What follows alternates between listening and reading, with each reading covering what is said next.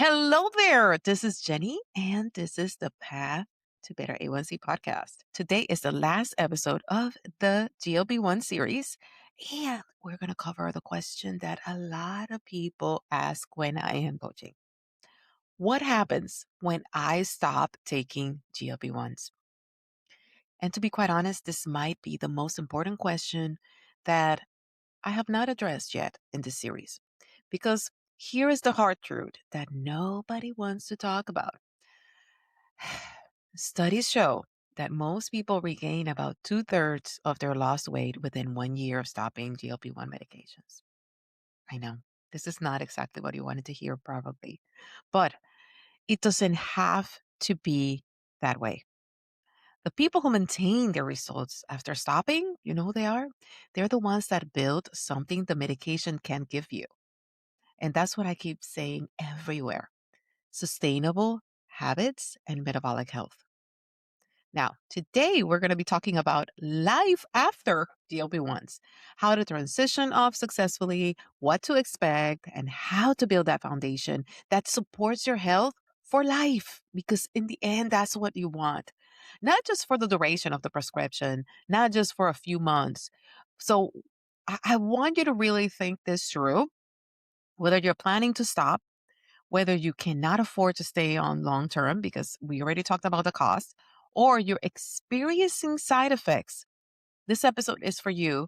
And hopefully, you have been listening to the previous episodes because I am here to tell you GLP-1s are not the only way, the only solution, the only tool that you can use to be successful at your weight loss and metabolic health journey. So, I am Coach Jenny, and this is the path to better A1C. And I want to welcome you to the final episode of our GLP-1 series. Now, over the past 3 weeks, I have covered a lot. I've covered what GLP-1 medications are and how they work, who should and shouldn't have them and consider them, the four foundational habits that make them work or replace them. And today, we are addressing that elephant in the room. What happens when you stop? Should I stop? Can I stop? Because the reality is, most people don't stay on these medications forever. And to be quite honest, they shouldn't think of staying in them forever. Some people stop because of the cost. These medications can run from $900 to $100 dollars per month without insurance.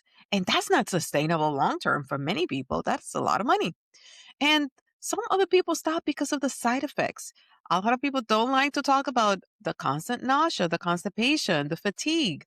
I shared with my newsletter a few weeks back my own personal experience with GLP-1s and how it actually created all of these side effects and catapulted me into becoming a health coach so that I can figure out how I can improve my own health. And that's why I am here today. Some people stop because they have reached their goals and they want to see if they can maintain the results without the medication. I think there's a little bit of almost a sense of pride in being like, now I got this. And some people are forced to stop because the medication shortages or changes in insurance and all these things. For whatever reason, you need an exit strategy. And today we're going to be covering that. What actually happens in your body when you stop GLP-1 medications? Because a lot of people don't talk about that. Why weight regain happens and the science behind it, because there is a science behind it. How to transition successfully off the medication without undoing all the progress that you did. We're going to talk about some strategies for long-term maintenance with or without the medication. And also an alternative approach if GLP-1s aren't working for you, because this is going to be an important conversation. Now, let's just dive right in. Let's talk about the first topic that I wanted to discuss, which is what happens when you stop. And in order for you to understand what happens when you stop, we need to understand the science about what is going to be happening in your body. I know, I promise I'm not going to be too boring, but we have to cover this and it's going to help you a lot understanding that. When you are on GLP-1 medications, you have artificially elevated levels of this hormone. GLP-1 is a hormone and it's circulating in your system. It's actually suppressing your appetite. It is slowing gastric emptying, meaning like your digestion is a bit slower, your stomach stays full for a bit longer, and it helps regulate your blood sugar. Remember that this medication initially was for individuals with type 2 diabetes. Now, when you stop the medication, those elevated levels, they drop back to your body's natural baseline within days to weeks, depending on the specific medication. And then here is what happens. Drum roll, please. Your appetite returns, and often it comes with a vengeance. That quiet food noise that you experience on the medication, I'm afraid to say, now you're going to start listening to that noise all back again. And for some people, it feels even louder than before because they just got used to the silence. So that's one thing. Gastric emptying speeds back up. Now food no longer sits in your stomach as long, so you don't feel full as quickly or full as long. So we talked about appetite, we talked about the digestion, and then let's think about hunger hormones. They normalize. Ghrelin, your hunger hormone, increases. Leptin, that helps you stay full or feel full, it actually decreases and may decrease, especially if you have lost significant weight. So you're seeing how all the pieces come together. Now, your metabolism may have slowed down. And typically, when you lose weight rapidly without preserving muscle mass, that's why everything that I said about the protein, about strength training, your metabolic rate is going to decrease. You know what that means? It means you need fewer calories to maintain your weight than you did before. And this is why weight regain is so common after stopping GLP-1s. But here's what's crucial to understand. That does not mean that the medication broke your metabolism or that you are doomed to regain it. It just means that you need to be strategic and intentional about the transition. And that is why having support is so important. Now, let's think about the science of, okay, now you know all these elements and all these things that are coming back. What is the science about weight regain? Let's talk about what happens so that we can prevent it. Because obviously, you're creating this investment, you're having this major investment in time, resources, money, all of these things. And you got to that weight loss goal. How can you sustain that? Now, there is a term, and I'm going to get a little sciencey again.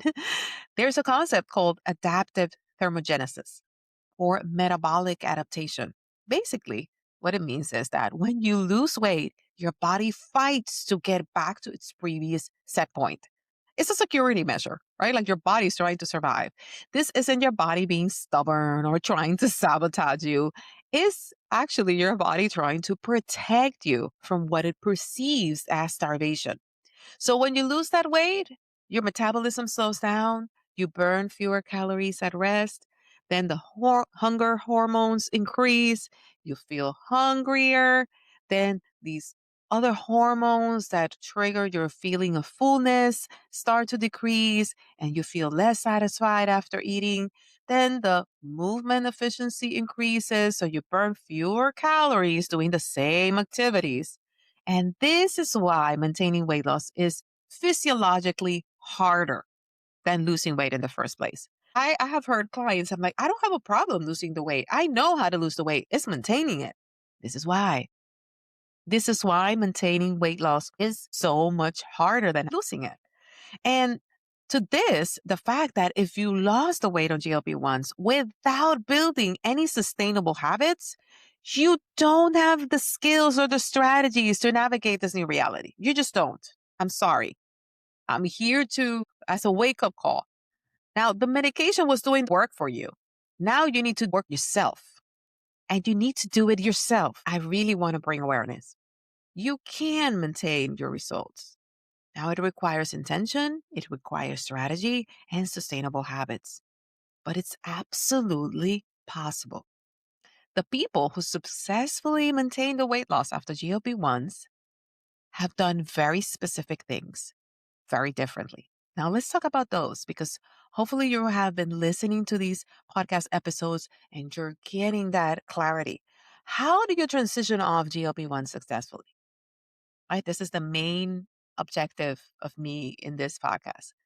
So, if you're planning on stopping GLP-1 medications, here's your roadmap. I'm not a doctor. Talk to your doctor. Please have this conversation. If you're planning to stop, transition gradually. Very few doctors would say just stop cold turkey. Transition gradually. How that looks, it looks different for everybody. It depends on your medical profile, any of the medications you're taking. Even the success is different for everybody. And the dosages also are different for everybody. Talk to your provider about it and transition gradually. Talk to your doctor about tapering it off slowly rather than stopping and being like, that's it. This might mean reducing your dose gradually over several weeks or months. This may mean some people are on maintenance and they do it once a month.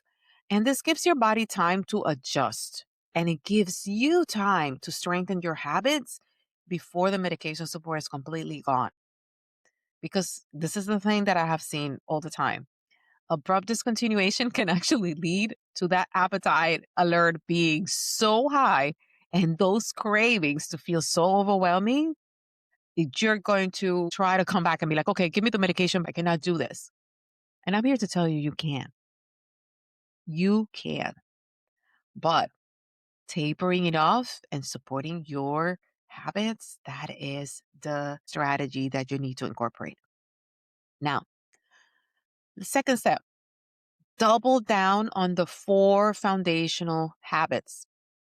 Think about the previous episode. I actually talked about these habits. So if you have not listened to that episode, please go back and listen to it.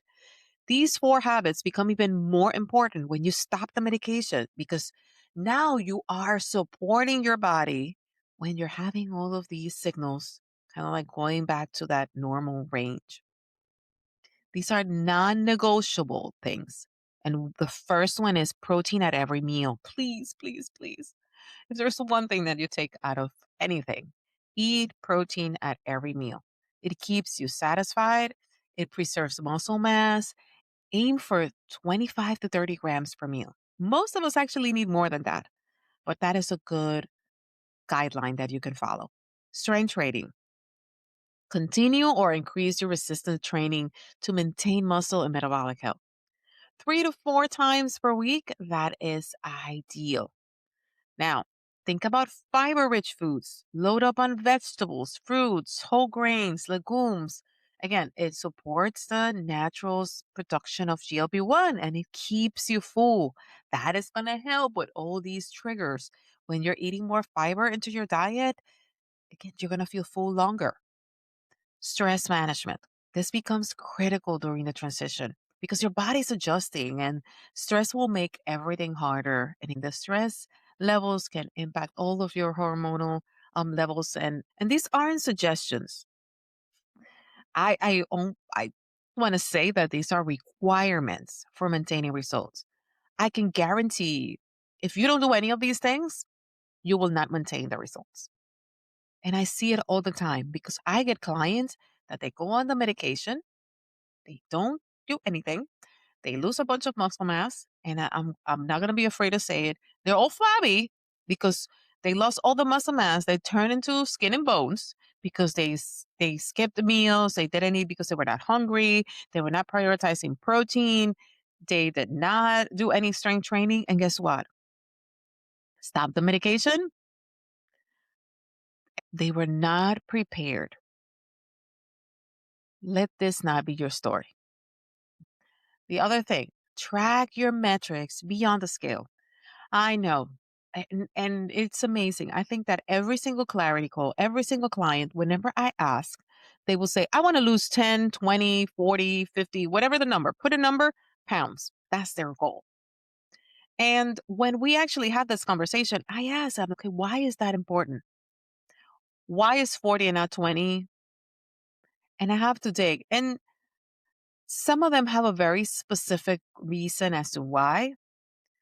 Others could be just because of the looks, but some even struggle to understand why is this even important? Because again, the mentality and the culture is about you need to be thin. If everybody around you keeps saying that you need to lose weight, it's like that number is stuck on you.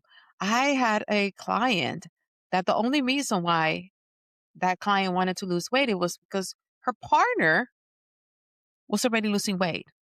She felt left out. It's like, oh, she's losing weight. I need to lose weight too. So I really want you to think about your why. Why is this important? And also find ways that it's not about the scale. The scale is just one data point, and it's not even the most important one. You need to look at your energy levels. How are you feeling? Are you feeling strong? Are you feeling energized? Look at your labs, especially the blood sugar readings. How is your fasting glucose? Is your A1C within range? How are your clothes feeling? Because the body composition changes even when weight is not really changing much. If you are doing certain training, if you are building muscle, you're going to see more of a change in the composition. You're not going to see that much change on the scale so fast. So think about that.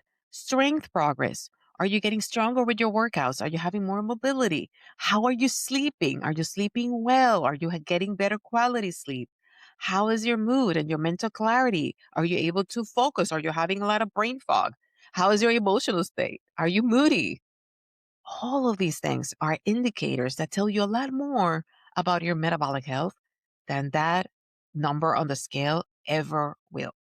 Step 4, I want you to prepare for appetite changes. And I think a lot of people don't think about this. When the medication wears off, you are going to feel hungrier. This is normal, it's expected. You should expect that. Here is how you handle it: plan your meals in advance. Don't wait until you're starving to figure out, okay, what am I going to eat? That's why having clear strategies and clear habits built on while you're on the medication is so key so that you can continue with those habits. Continue to keep the high protein, high fiber snacks available: Greek yogurt, hard boiled eggs, vegetables with hummus, fruit with nut butter. And also, I cover that both in my newsletter and in many episodes that I have created for the podcast, to distinguish between physical hunger and food nose. And ask yourself, am I physically hungry, or am I just thinking about food out of habit, out of emotion, out of stress? Am I really hungry? If you're really hungry, eat. That's why, like, even cravings, I don't think that they're good or bad. They're signals. So you have to decode that. Now eat slowly and mindfully so that now that your stomach is emptying faster, you still have to practice that awareness and around fullness cues, because before it was super fast. Now you really need to get back in tune with your body. Okay? Now let's talk about some strategies for long-term maintenance. So we talked about different steps that you need to take, things to consider, talk to your doctor. And what is it that is happening? Now, let's talk about the strategies. So, whether you stop GLP-1s or you're choosing not to start them, I can tell you that these are some strategies that will support your weight loss long term. Focus on metabolic health, not just your weight. And I'm going to tell you, I had a clarity call with a now client, and she was struggling with a lot of inflammation. But all she wanted to focus on was weight. And I had a very bold conversation. And I told her, your body is going to resist any sort of changes because what you need to address first is your inflammation. If you address the inflammation and you continue to build certain habits, the weight loss is going to come. So I know that the end result is that, but in order for you to get there, you need to address the inflammation. The inflammation is going to make exercise harder. If you are not eating fruits and vegetables and having a change in your diet, it's going to be very hard because your body is in that inflammation level. So it's trying to repair. The body's not thinking about, let's get rid of some weight. It's going to be very hard for you to build muscle if you're not addressing that first. So that's why I'm saying focus on your metabolic health and not just the number on the scale, not just the weight. The goal is to support your health, stable blood sugar, good insulin sensitivity, balanced hormones, sustainable energy. When you focus on those markers, weight actually just takes care of itself. I know it's hard for people to see it that way. As a coach that sees this, and I have coached now, it's almost 400 individuals. This is what I see. Strategy two, build non negotiables into your routine. Make absolutes. Think about it as brushing your teeth in the morning or taking a shower. Like, think about absolutes. Identify 3 to 5 habits that are absolutely a non negotiable for you. What this might be, I'm going to eat protein at breakfast. That is one thing that I have as a non negotiable. I used to have a lot of like rolls and oatmeal and all these things in the morning, and it just created a horrible roller coaster for me. It didn't give me energy. By 10, 10:30, I was starving, looking for the next snack. Eating protein for breakfast, it's like a non negotiable for me. That's just an example. Strength training 3 times per week. That is actually one of my goals for this year, to be consistent with my strength training, which I haven't been. Getting 8 hours of sleep. And again, I'm giving suggestions. I'm not saying that you need to do all of them. Daily movement. If it's just a 10-minute walk or a 15-minute walk, maybe it's meal prepping on Sundays. But pick 3 to 5 habits. These are the habits that I am going to do no matter what. I'm going to make it work. Make this as automatic as brushing your teeth. Okay? I want you to think about that. Make it as automatic. Think about them as not optional, to just what you need to do. Then monitor and adjust.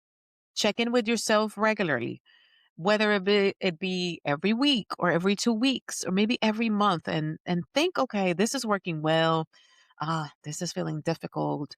Maybe something changed. I can give you an example. I'm in New York and it is cold. It's wintertime at the time that I'm recording this podcast. And I love walking outside, but it is very cold. So some things need to be tweaked.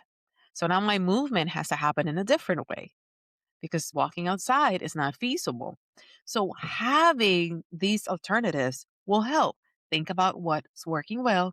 Think about what is feeling difficult. Pivot. Do you need to adjust anything? I had a client that meal prep was becoming very hard, and they would prepare dinner, and typically the leftovers for dinner sometimes was lunch, and even dinner sometimes was becoming a challenge. They made that executive decision as we're going to order our lunches because it's just easier. We don't have to worry about it. It works. It comes with an investment, but it worked for them. And it was something that was temporary. We were just having a lot of things going on. We're just going to have to add this. So you have to pivot based on your situation. Now, this is not about being perfect. This is not about, oh my goodness, I said that I was going to strength train 3 times a week and I skipped the ones. I do it. I have a personal trainer, and sometimes I'm like, okay, this week is going to be very hard. So we pivot. We already have a plan even for those days that maybe I'm not feeling well or I'm having way too many things. But I want you to embrace the fact that I'm committed to this. And every so often, I am going to assess, is this still working or do I need to tweak it? Because in the end, you're the one that is in control, and this is to support you. It's about staying aware and it's about course correcting when needed. And obviously, I mean, I may be biased because I'm a health coach, but get support, whether it's working with a health coach, joining a community gym, having an accountability partner. Maybe you have a friend or a family member that you can be accountable to each other and be gym buddies or be walking buddies or something like that. But you don't need to try to do this alone. If you prefer to do it alone, great. But there's so many benefits of getting support. And typically the people that maintain the results long term, they do have support systems in place. Now, what if that GLP-1 that you were hoping, oh my God, this is going to save my journey and I'm going to finally get to that weight? What if they're not working and they're not sustainable? I want to address this because the reality is for many people, including me, they didn't work. Maybe you've been on GLP-1s for months and you're just not seeing results. Side effects are unbearable. Maybe you can't afford to continue because it's so expensive. GLP-1s are one tool in a much bigger toolbox. And if they're not working for you, there are other approaches. There are alternative medications because this is not new. Using medications for weight loss is not a new trend. GLP-1s are somewhat of a new trend, but there are other weight loss medications and diabetes medications that work through different mechanisms. So please talk to your doctor and talk about those options. Now, metabolic testing. Get comprehensive labs done to understand what is really happening to your metabolism. Don't be afraid of asking your doctor for questions because at times it's beyond the nutrition and it's beyond the GLP-1s. You may have thyroid issues. You may have nutritional deficiencies. You may have hormonal imbalances. So all of these things, there are other ways and protocols that your doctor can support you in helping address them. All of these things create an imbalance in your body. Your body is not going to prioritize losing weight. It's going to prioritize trying to heal itself. Please have a conversation with your doctor. And if your doctor is not somebody that you can have this type of conversation, maybe it's time for you to change your doctor. You should have that partner that you can talk and be like, okay, what are really my issues? And that brings me to the next point. Focus on the root cause. As a prediabetes health coach, as somebody that works with weight loss, let's address the insulin sensitivity and how can I improve it? How can I do it through nutrition and lifestyle? I have had many clients that have been able to reverse prediabetes and lose significant weight loss without medication. I'm going to say that one more time. Many of my clients have been able to lose weight and lower their A1C without medication. Only by focusing on the fundamentals that I repeat almost at every episode. Another thing to consider, work with a specialist, an endocrinologist, a functional medical doctor, a health coach who specializes in metabolic health, like yours truly. We can actually provide that personalized guidance. And the most important thing, don't give up on yourself just because one approach didn't work. And this comes from the heart because I had to experience that as well. I tried a lot of different things.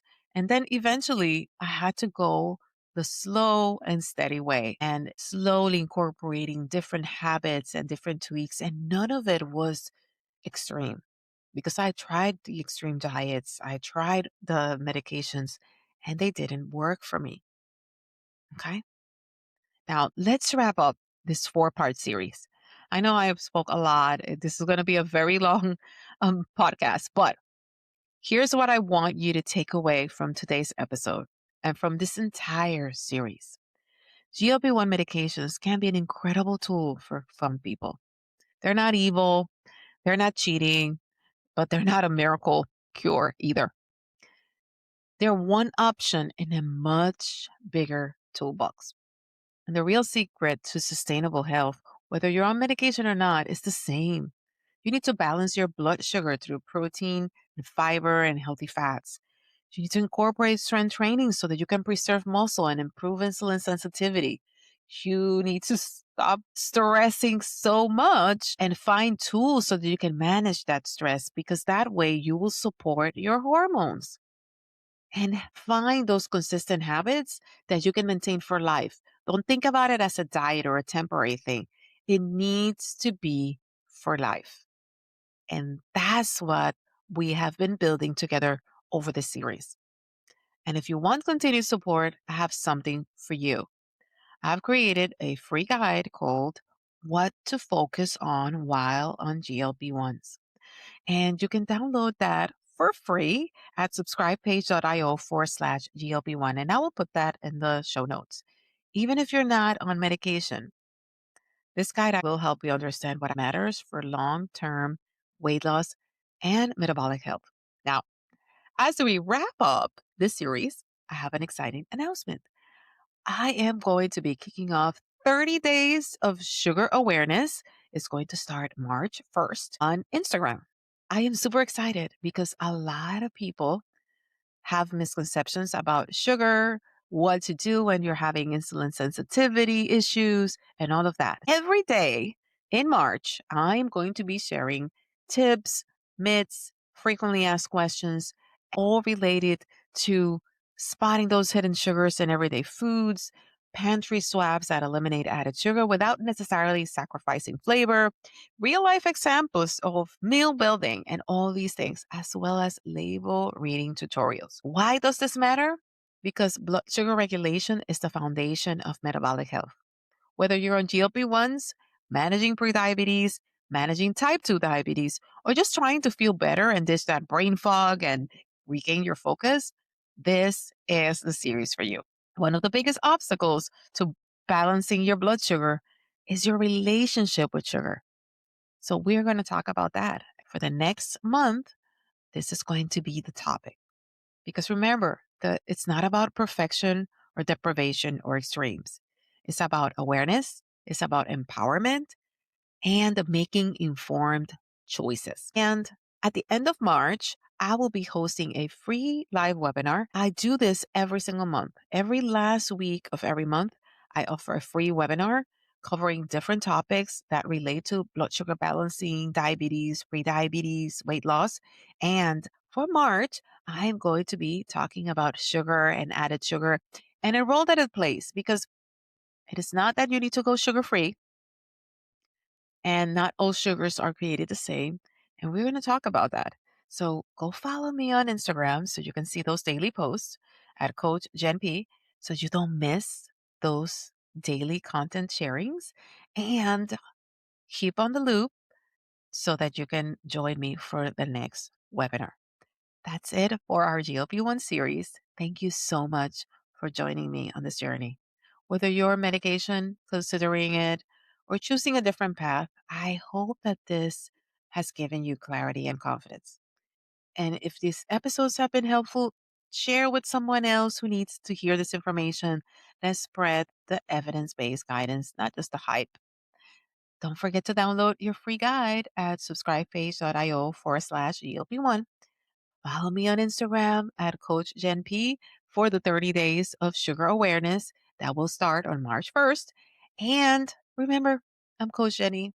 I love to bring this practical strategies, awareness, clarity so that you can invest in your health. Every Friday, brand new episode on the path to better A1C, to your sustainable health, one habit at a time. Bye.